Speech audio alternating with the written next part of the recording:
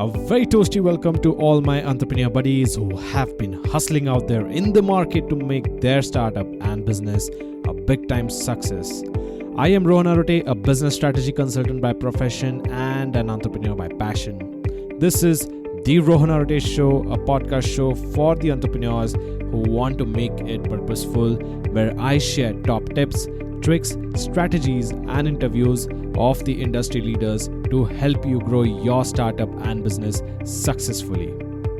Welcome to the 6th episode, which is an interview episode where I interview the passionate entrepreneurs around the globe who are on a mission to make this world a better place to live by contributing their innovation and creation to this world. Today I am with a very special guest with whom we are going to explore the hustle of an entrepreneur as well as learn from his journey, specifically the entrepreneurial journey till now. So who is he? He is young, he is sharp, he is smart, he is world's first Hindi business podcast show host. He is a YouTuber. He has been spotted sharing a lot of mindset changing advices to people around him and the young ones. I may miss out on few of it, but the most important one is he is an entrepreneur. He is none other than he is Ronit Mangnani. Yes, so the day, started super amazing, but eventually it got slow. The first amazing thing I tell everybody, I haven't told anyone, but this is actually an amazing thing and a good point to start this podcast with. So the best thing you can do in the morning, is just waking up at time. Like you did nothing, you just woke up at time and you start with a victory. So yes, I woke up at 6 a.m. but eventually the day got slow, and in college also, I came back home a bit late, which is why we got 5 minutes late for the podcast interview. And so that's the thing, happens. Some days are like that. Right. Yes. Right. So before we actually get into the whole of the entrepreneurial talks and how have you been doing with your entrepreneurship journey, can you just tell us a little bit about yourself, if you don't mind, specifically what's your age, if you start on that note. Sure. So I'm 17 right now. I'll get 18 in October. And for the people who don't know me, I would quickly like to introduce myself. Yes. Don't go on my number of followers or subscribers. I'm not a big shot like most of people think, and literally they DM me who are you actually, what do you do? And I just say that I'm not doing big things yet, but I have put out so much of content and documented it so much that I have built a big audience, which makes people think that I'm a very successful person or entrepreneur or something like that. It never happens in just 2 years. I started at 15 when I was when I passed out of 10th in 2017. I just had this thought that before 10th I was subconsciously sold to the idea whatever I want to do, I can only do it after I go through school and college, because that's when you get the enough time, you don't have any educational school, college, nothing, and you can just go for whatever you want. So I was subconsciously sold to that idea.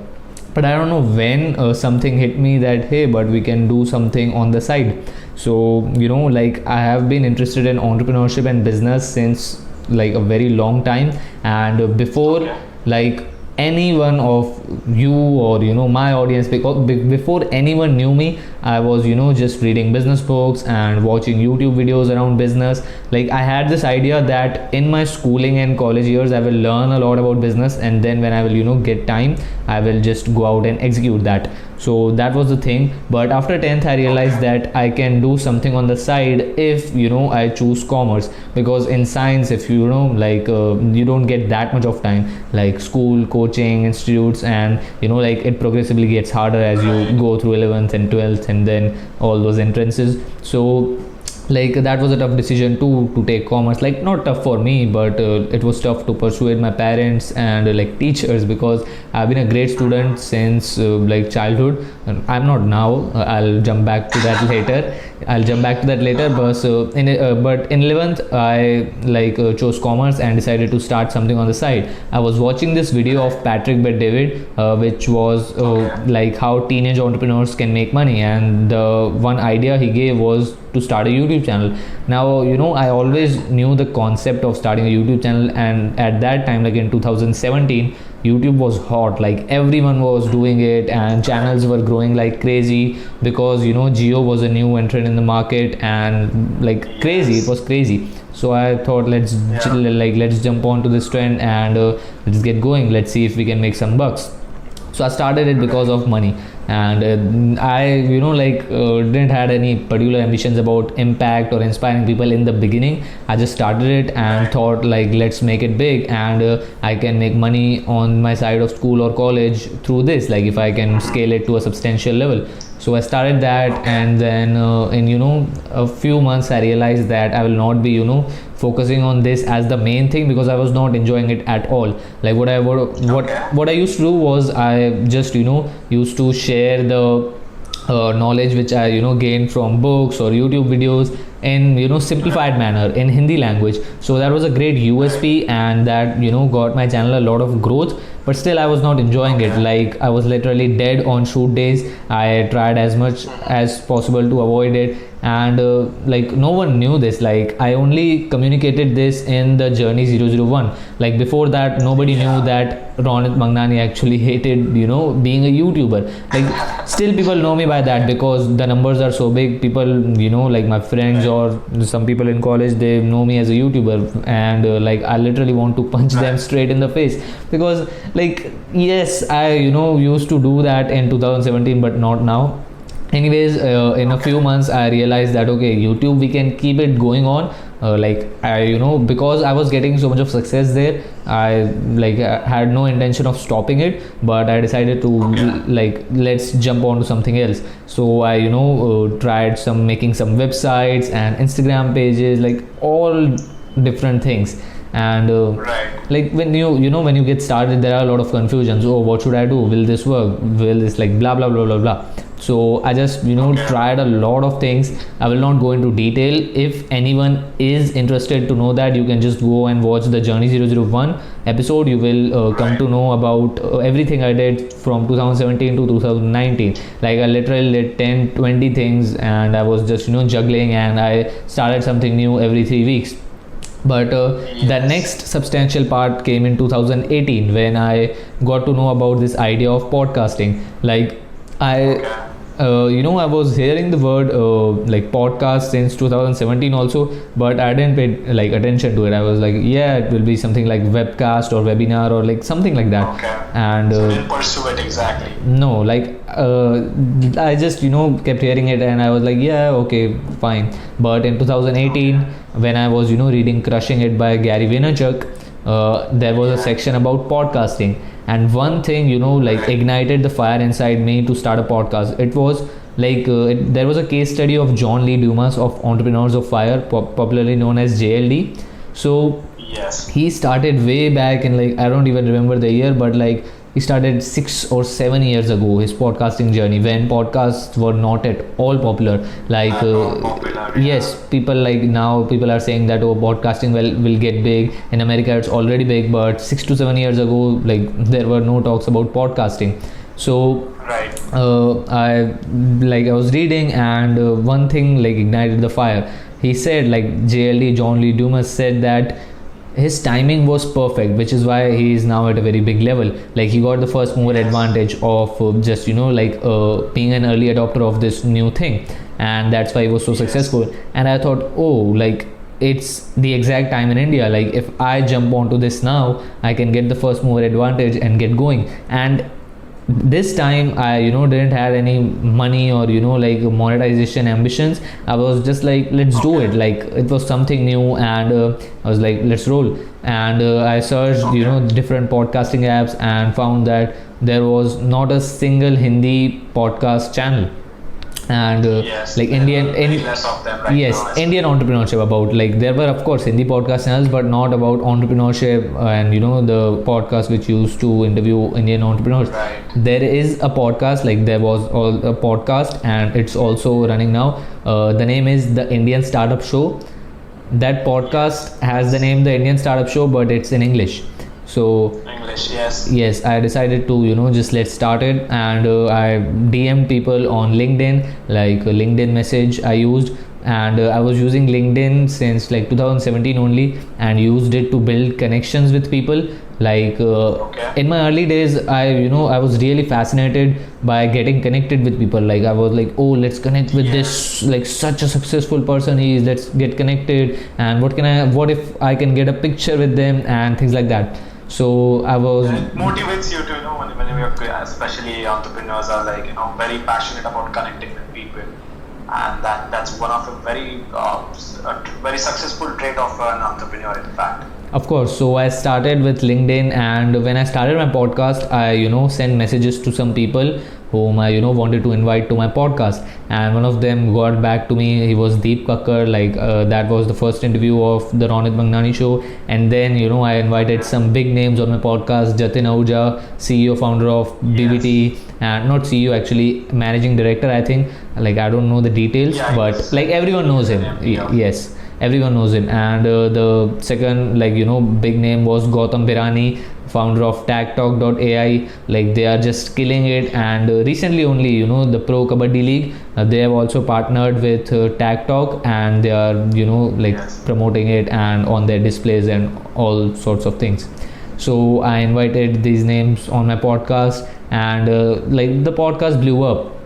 And so this was the podcasting thing, and but now I do podcast and YouTube and everything in English, and the reason is like I'm more comfortable in English now. Like at that time I was not, but since the last 2 years I have listened to like so much of English content of Gary Vaynerchuk, Grant Cardone, Andy Frisella. Like I've listened to so much of their content. Like I'm being honest, and some people will think that I'm just bragging or something like that, but like when I talk to myself, that's also in English. I'm being dead honest, because like yes, it's like feed into my brain or something like that. And people are always like, oh, why you follow those English people, why not Indians? Follow this guy, this Indian guy. And I was like, dude, just judge it on merit. Like they are way better than this if you just yes.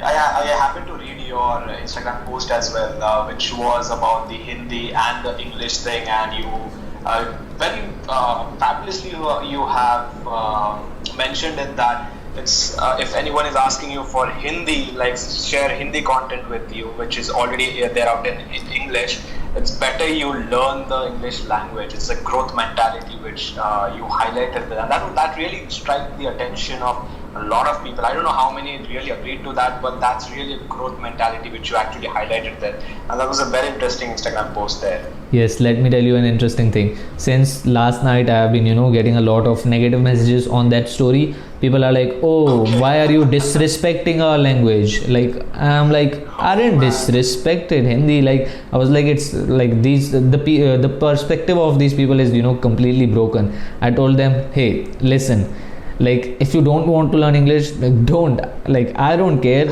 But like what? Like let me give you an example. If someone doesn't know English, he wants to read a book, say 0 to 1, and there is no, like let's say for example that there is no Hindi version of that book, then there are just two options to that person. Either he can learn English, or he can just sit on his couch and keep complaining that, oh, no English version. And when someone tells them the truth, they are like, oh, don't disrespect our language. And I'm like, man, like, so I just told them that English is such an important language right now. I'm not telling you to just stop Hindi or like things like that, but if something is, yes, if something is like that, like just adapt to it. And talking about myself, I only get 30 minutes to like about an hour a week to record the video which I post on YouTube every week. And in that hour, like I have to make sure that I complete the video in the time, because I have to also post produce, I have to edit it and then upload it. and there are a lot of things, and so I have to make sure that I'm like speaking in the language I'm comfortable with, so that it doesn't take longer, and that's why I speak in English, and like that's the thing. The delivery is important in fact. Yes, of course. So after that, yes, after that podcasting thing, yes, after that podcasting thing, my 12th like my 12th class was bothering me a lot, like assignments, projects and exams and this and that. So I slowed down, and finally in January 2019, like in the end of January 2019, I just uninstalled and got off of all social media to just focus on studies for 1 month. And in March there were board exams, and then it all got over, and then I got back in April, and then I'm right now I'm just heavy on my work, like I don't study at yes seen on your Instagram posts and stories. Yes, I don't study at all now, right at home, like this is what I was talking about now, like I just not at all I study at home, because like let me tell you one thing, like there is like just this inbuilt talent in me, that even if I study like half an hour, I'll like win, because like I'll like beat the guy who studies for 2 hours, because like I can easily memorize things and things like that. So what I do now is I just like focus like 50 to 60% I pay attention in college, so that I can just know and remember the things which will allow me to just pass, and that's how I'm rolling. Okay. Are you more like an execution person rather than a theory based, or in pure Hindi language they call it as a rotophile person? Who are you more like an execution person? There are both versions of that. Like when I'm in school or college, I just don't care about how I learn things. I just want to pass. Or in 12th, my aim was to get good marks, but now my aim is to just go through the system. So when I'm in college, I don't like care about like anything at all. I just want to like remember and study the stuff which can allow me to just pass.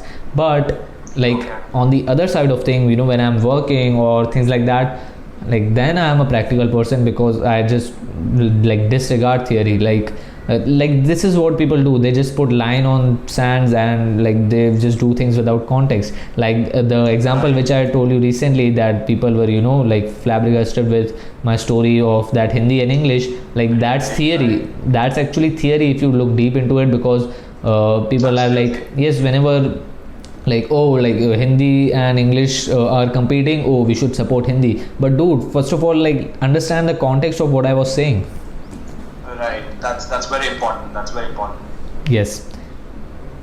Okay, great. So since we are on that note of college, I have a very unique question, and which is the question, not a unique question, it's a very common question, but then it's asked by many of the youngsters and especially the kids in a lot of different ways. Is that is getting into good college really important today, or is it important that we go out in our field of interest and get the experience and then figure out that what really needs to be done in life? What's your take on this? So there are two perspectives again. First is like you have to be certain about what you want to do. Like if you want to become an entrepreneur, which most of the audience listening to this wants to do, and if you want to run a business or whatever, like then college is not important at all. Like you can just go through the system, so that you are prepared for the bad times. For example, like let's say all the entrepreneurs out there, for example, you start your business after 1 or 2 years or whenever, and the economy crashes, and because you are new, like if you are a new business person, you will like just not be able to survive in that market, because when the economy crashes, good entrepreneurs are not able to survive in the market, let alone you. All right. So if you have just went through the system and have a degree in India, you can just get a basic job which can help you do things. And like this is not a specific advice, this is a general advice. Like people can modify it according to their own situation, but like that's the thing. If you want to become an entrepreneur, like college is not important at all. If you are earning, like this is my take, if you are earning more than the highest potential job your college could get you, then like there is no no need to stay in college. You can just drop out or whatever you want to do. But the second thing is, if people want to become doctors and lawyers and engineers, and they just have to go through that system, then my man, you have got no choice, so you just have to do that.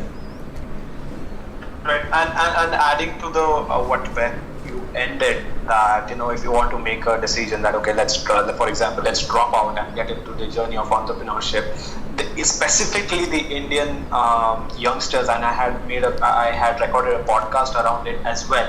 But then I want to understand from you this particular thing. How do you seek support for entrepreneurship from your parents, and how can one seek at an age group, specifically the age group of very young age group of 15 to 25? They're struggling right now for seeking support for entrepreneurship from their parents. So how have you seek that support, as well as what advice would you be giving to the youngsters to seek that support from their parents? So it's tough. It's very tough. Like, first of all, let me just tell you that there are very, very less parents that will actually support you to do things that are risky in behavior. So that's the first thing. And talking about support, when I started, I had zero support. Like, I did everything on my own. Everyone from my parents to my relatives to my everyone was just frustrated with my decision of choosing commerce and doing things on the side. They were like, oh what, blah blah blah blah. But look, this is a forever fight. Like, if you want to do it, you just have to do that. And let me tell you one another thing. Like, if you do things without the support, it makes you a tougher person as compared to the person. Yes, like, if you have everyone's support and everyone's over coddling you, you are overprotected, you will be like soft, and that toughness will not develop in you. So that's also what I've realized. And still I don't have any support, but because of the results which I have shown, I also don't have the other extreme of it, which is complete, whatever what you are doing is has zero potential. I'm somewhere in the middle now. I started at the other extreme. I had zero support in the beginning, but now as I have made some money and connections, and it's being seen on internet and all of those things. So I'm somewhere in the middle now, but it doesn't matter to me. In the beginning I was in my own head, now I'm in my own head, and I will just continue that. So if someone is thinking that how should they get support from their parents or things like that, first of all, what you can do is just sit with them and explain them the situation, and see if they can support you once they understand the full situation. Mostly parents don't even know what the child will be doing next, and so you have to convey the full information to them and see if they support you or not. If they support you, well and good, just go for it. If they don't support you, then you just have to go alone, which is the better way in the long term, because you will be just a tougher guy or gal. I agree. I totally agree with you, because when I started off initially, my parents were a lot more worried about and concerned because I was one of the pampered child, and but then initially there was not a great support. But as you mentioned, when you start showing results, doesn't matter in terms of money, doesn't matter in terms of your connections, or what the work which you are doing is getting rewarded out there in the market, automatically the support starts coming in. So till that time, that patience needs to be there, and that motivation should be there. Yes, and another thing is, you have to back it up with your work. You can start with saying whatever, oh I will do this, oh I will prove everyone wrong and things like that. But if you that's more like a filmy version of it. Yes, if you go back to your older self, nothing is going to happen. There's a great quote: nothing changes if nothing changes. If you want to change something, you yourself have to change first. If you are back to your same old habits, then let me tell you, you will not prove a single person wrong, but everyone else will prove you wrong. And fast forward 3 years, you will have everyone laughing at you, and you will be pissed. So that's the thing. Absolutely. So as you have been hustling for more than 2 years now, and what are your top 3 challenges which you have identified?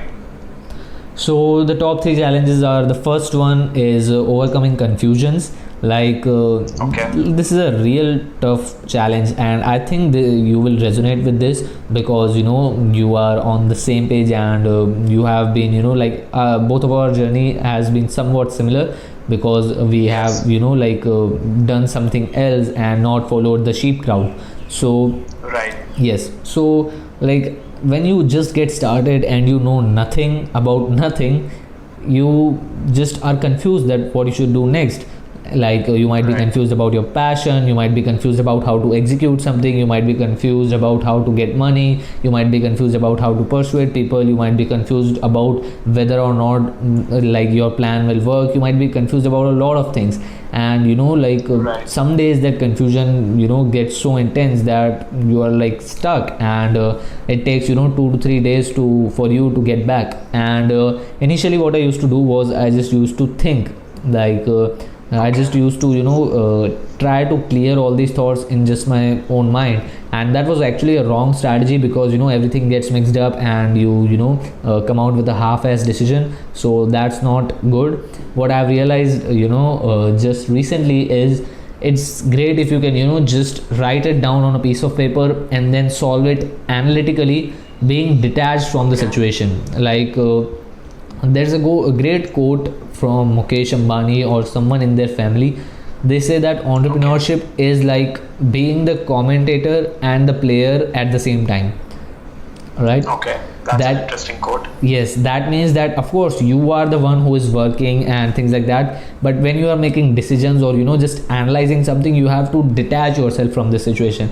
Think about the Absolutely. moment where think about the moment where you had to advise your friend something instead of advising yourself. Like so for example, your friend rolls up to you and asks, hey, I'm confused about this.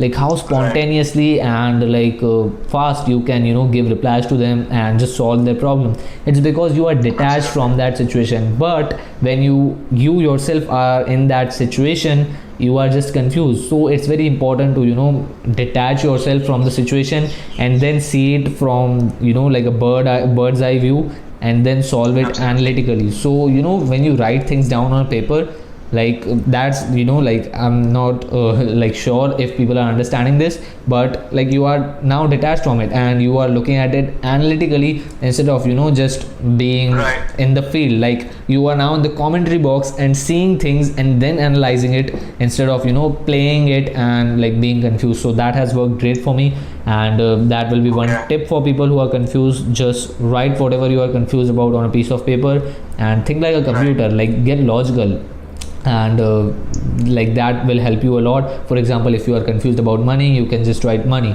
Okay, down arrow, what problem are you having? Okay, I'm not earning enough money. So then you can like write some solutions. How can I earn money? Then you will think, okay, I know this. For example, someone says, oh, I know graphic design. Okay, how can it earn me? Let's say if he or she is a beginner, they can say, okay, I can earn $5 an hour. That means if I learn to sell, like freelancing and all those things are just based on selling. You have to sell the clients that you are the best person who can do that for them, instead of the other people who are bidding on that project. So you can say, okay, I know this skill. If I just can combine it with selling skills, I can make money. Let's say $5 an hour, and if I work Right. 3 hours, that $15, and 30 days it's $450. That's some crazy money, and that will take work. Right. But now you are seeing the solution instead of like saying, oh, I don't have enough money, like how can I earn money? Right. I'm So just it's more like first dissociating yourself from the situation, Perfect. and then putting yourself in the questioning mode, that how can I do much? What's the situation is all about? Let's say earning money. So asking questions around money. How can I earn more money?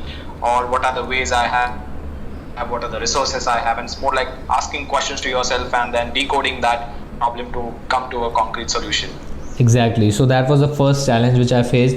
The second challenge What's the is, second one? yes, the second one is money. Like when you are getting started or whatever, like you lack funds, and that's a basic thing. And some people take funds from their parents. Some people start with a business idea, get investors on board, and that's how they start.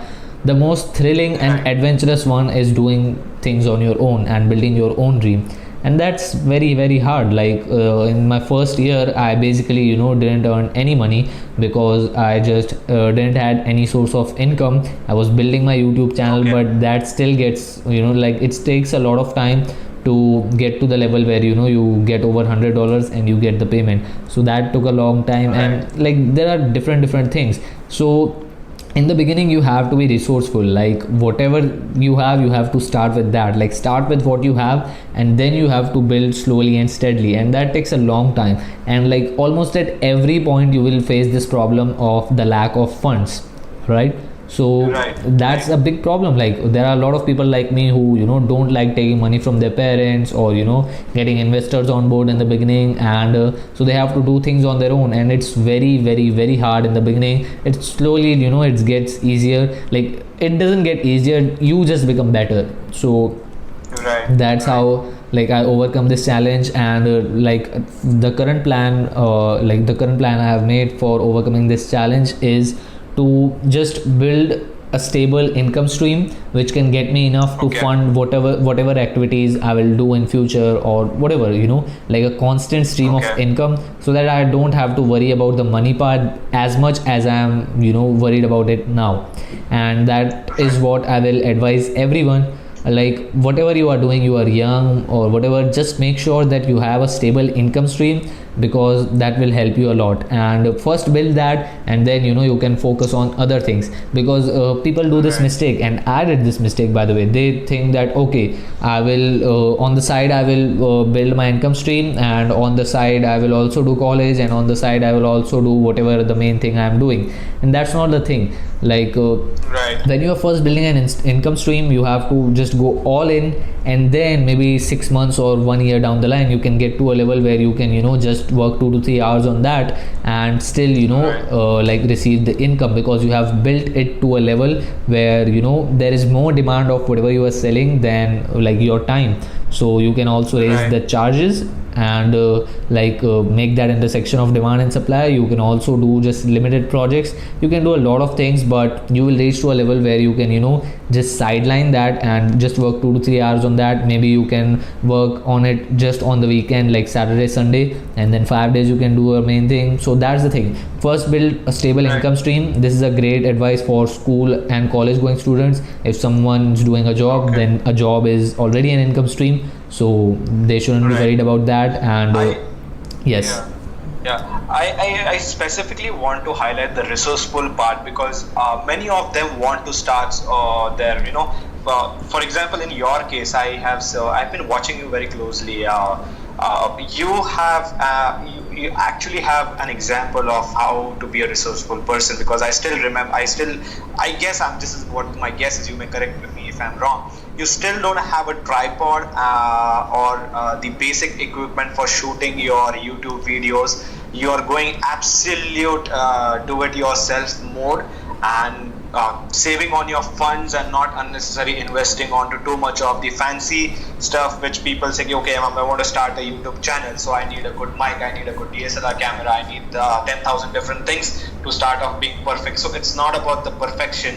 But then in your case, I have seen that you're still using the DIY things today as well, right? Yes, still it's there. Like in front of me I have placed my main phone, and I'm doing this interview on my old phone, which has a broken screen. So in front of me there are 2 glasses. You can see the video of that on my Instagram. I have put that phone in there, and I'm recording the video version of this in front of me. So that's plugged in, and I have no tripod. I have put it over a stand, table, whatever you can call it. So that's how I'm doing that. Yes, that's the one of the missing qualities. If you want to be an entrepreneur, and if you are just complaining about, okay, I don't have the resources, I don't have funds, I don't have the basic necessities, I don't have family support. It's all about being do it yourself and figuring out the way. So I really get motivated by these small acts of entrepreneurs when they don't want. I'll not say want, but they're not willing to or make it a sensible investment when it comes to being or taking things on just a next level. That's a really great example. So I have a rapid fire round for you. Okay, but before going on to rapid fire, I just missed out your third challenge. So what's your third challenge? Sure. So I have to actually think about that. The third challenge is like similar to money. It's the resources. Like we talked about resourcefulness. Okay. So it's the resources. Like let me tell you a recent example. Like I have been interested in technology since a kid. Like I used to build things and I used to like do a ton of stuff.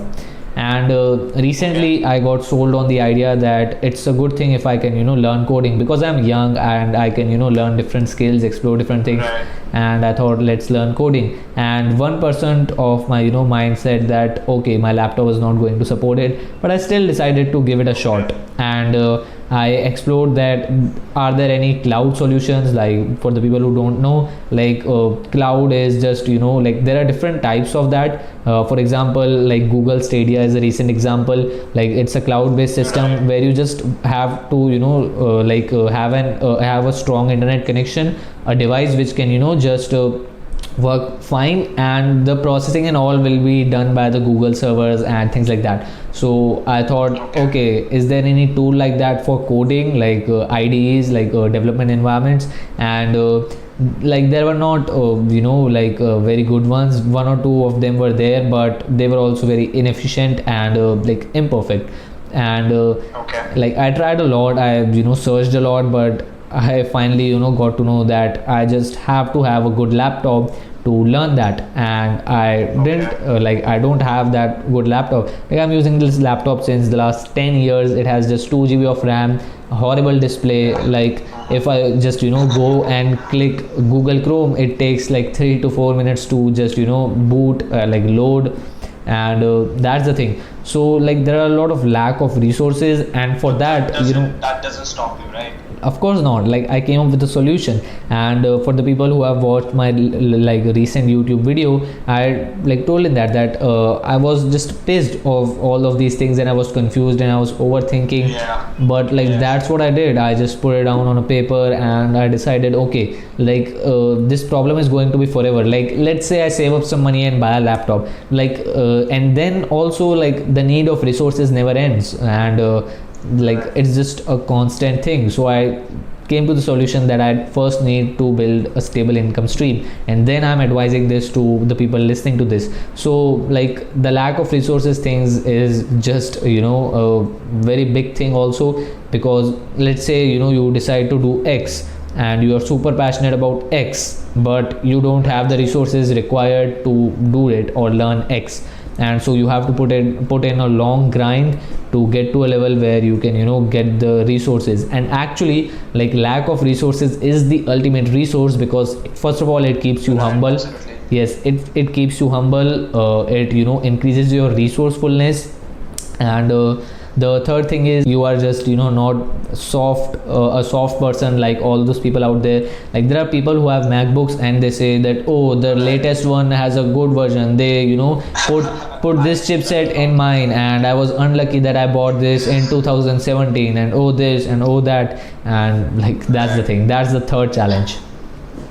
So lack of resourcefulness, I believe this lack of resourcefulness is mother of invention.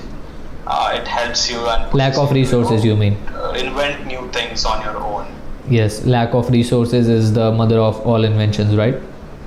Yes. Yes. So that's super. These top 3 challenges covered. My 3-4 other questions, and I need not ask you them anymore.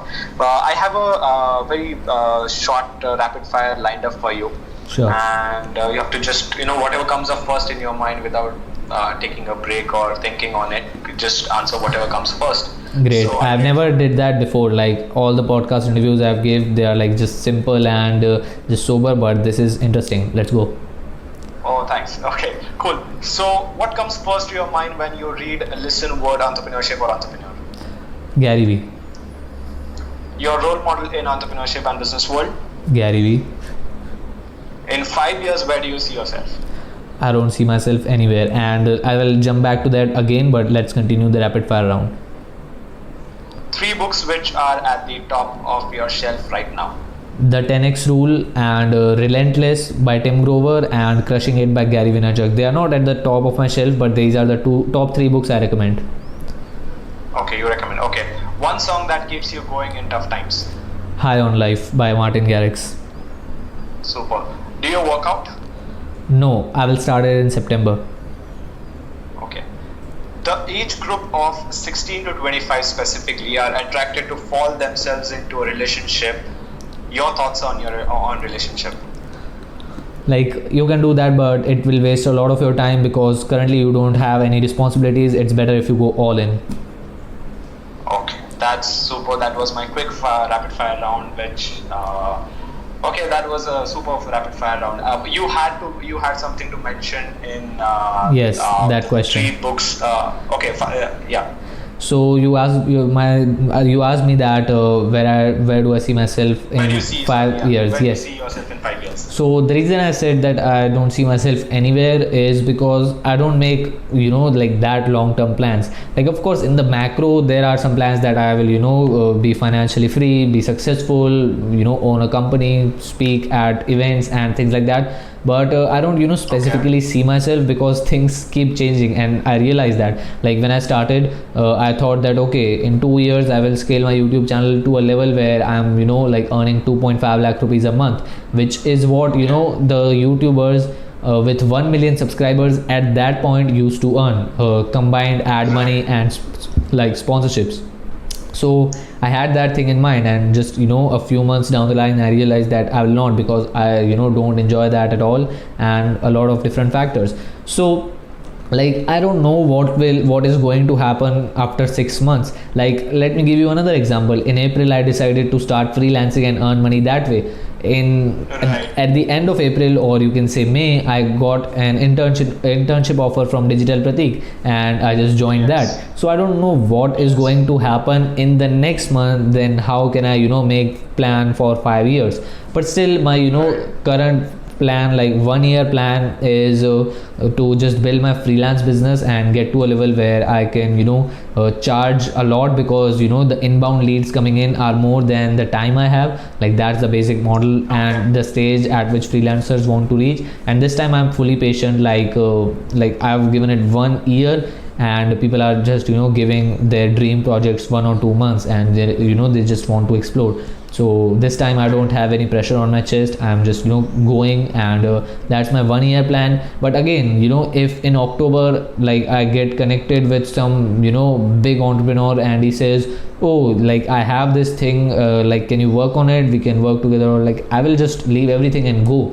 So I have this 1 year plan, but I don't know what will be happening tomorrow. So that's why I don't make such long plans. And the people who make 10-year plans generally don't stick to it, because like, it takes a long time to get to that level of clarity when you can confidently say that this is what you are going to do for the next 10 years. When you are young, yes, and when you are young, especially let me tell you, especially 16, 17, 18, like, there are so much of mind fluctuations, your interests change. Absolutely. And like, you are just like, because you are still developing, your mind is developing.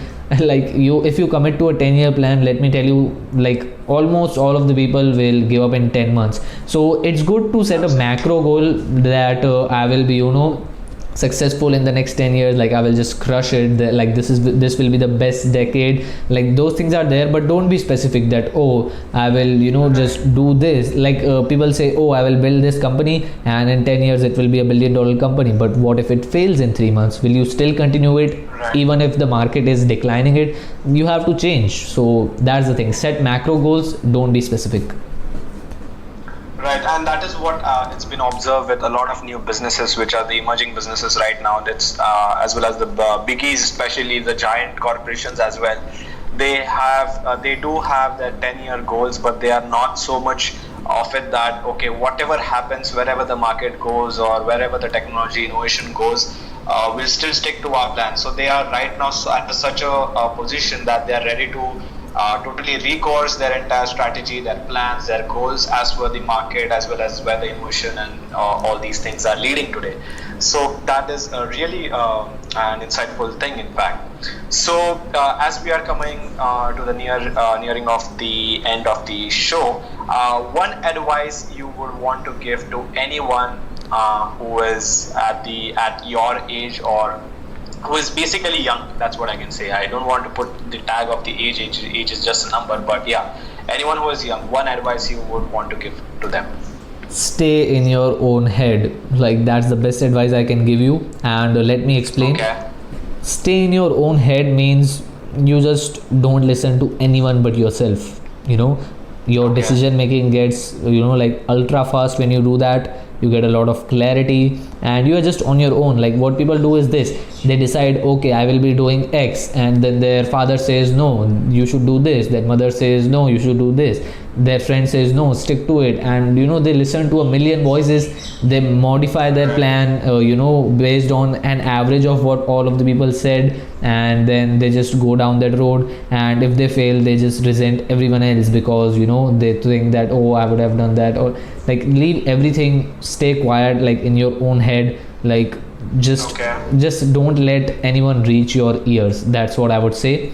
And if you want to know more about this, which you should, because it's an amazing advice, just go on YouTube and type Gary Vee, stay in your own head, watch all the videos that show up, and you will get a great insight into what I actually meant when I said that. Okay, that's a super advice, and it's very much applicable to a lot of us who are on this journey of entrepreneurship. So Ronit, if at all anybody wants to connect with you, what is the best way, and how do you usually are available for people who connect with you? How's your availability for them? Come say hello on Instagram, DM @Ronit Mangnani. It will take, it might take me some time to get back to you because I get a lot of them, but just DM me. And like, usually on Sundays I reply to DMs together, like in a bunch. So you might I might get back to you on that day, but I might get back on some other day also, because like that's how I roll. I don't just fix something. So just DM me on Instagram @Ronit Mangnani. Say hello, let's connect over there, and looking forward to that. Okay, that was a super conversation with you, Ronit, and it gave a lot of new insights, and your journey has been inspiring to a lot of them. And I keep seeing a lot of people posting on your stories about how you are doing and how you're taking this whole your current projects on whole new level. So that keep inspiring us. That is what I can say. Keep sharing your great insights, and thank you for joining us today and sharing so many great insights, as well as sharing your journey, such an inspiring journey with us. Thank you, Ronit, for joining us today. Sure, I'm just getting started, and I'm just my only goal is to scale all of these things and just help people through my content, which is what I'm trying to do. Thanks, Rohan. It was amazing to be on this interview, and one of the best ones I've been on, honestly. Thank you, Ronit. Have a lovely evening ahead. See you soon. Thanks, Rohan. Goodbye. Goodbye.